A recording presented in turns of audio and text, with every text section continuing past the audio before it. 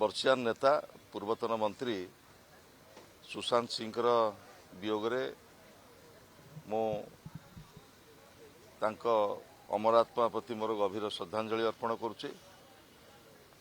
ସ୍ୱର୍ଗତ ସୁଶାନ୍ତ ସିଂ ଯେ ଅତ୍ୟନ୍ତ ଜଣେ ଜନପ୍ରିୟ ନେତା ଥିଲେ ଏବଂ ମନ୍ତ୍ରୀ ହିସାବରେ ପଶ୍ଚିମ ଓଡ଼ିଶା ବିକାଶରେ ତାଙ୍କର ଗୋଟେ ବିଶାଳ ଯୋଗଦାନ ଥିଲା। ଏତିକି କମ୍ରେ କହିଲେ ଯଥେଷ୍ଟ ହେବ।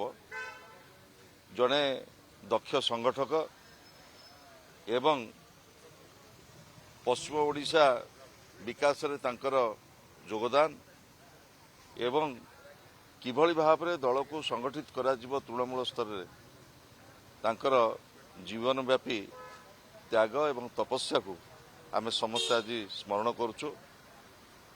ମୁଁ ପ୍ରଭୁ ଜଗନ୍ନାଥଙ୍କ ପାଖରେ ପ୍ରାର୍ଥନା କରିବି ତାଙ୍କର ପରିବାରବର୍ଗ, ତାଙ୍କର ଜ୍ଞାତି କୁଟୁମ୍ବ, ତାଙ୍କର ସହଯୋଗୀ ପ୍ରଭୁ ସହାୟ ହୁଅନ୍ତୁ, ସମସ୍ତଙ୍କୁ ଶକ୍ତି ଦିଅନ୍ତୁ ଏ ଦୁଃଖକୁ ସହିବା ପାଇଁ। ଯାହା ଆପାତତଃ ସ୍ଥିର ହୋଇଛି, ବର୍ତ୍ତମାନ ଓଡ଼ିଶା ବିଧାନସଭାକୁ ଦିନ 10ଟା ବେଳକୁ ତାଙ୍କର ପାର୍ଥିବ ଶରୀରକୁ ନିଆଯିବ। ତାପରେ ତାଙ୍କର କର୍ମକ୍ଷେତ୍ର ବିଜୁ ଜନତା ଦଳର ଶଙ୍ଖ ଭବନକୁ ନିଆଯିବ। ସେଠାରେ ବିରୋଧୀ ଦଳ ନେତା ଶ୍ରୀଯୁକ୍ତ ନବୀନ ପଟ୍ଟନାୟକ ତାଙ୍କର ଶ୍ରଦ୍ଧାଞ୍ଜଳି ଅର୍ପଣ କରିବେ। ତାପରେ ତାଙ୍କର ପାର୍ଥିବ ଶରୀରକୁ ତାଙ୍କର କର୍ମଭୂମି କି ନିଆଯିବ ବରଗଡ଼। ସେଠାରେ ତାଙ୍କର ଅନ୍ତିମ ସଂସ୍କାର କରାଯିବ।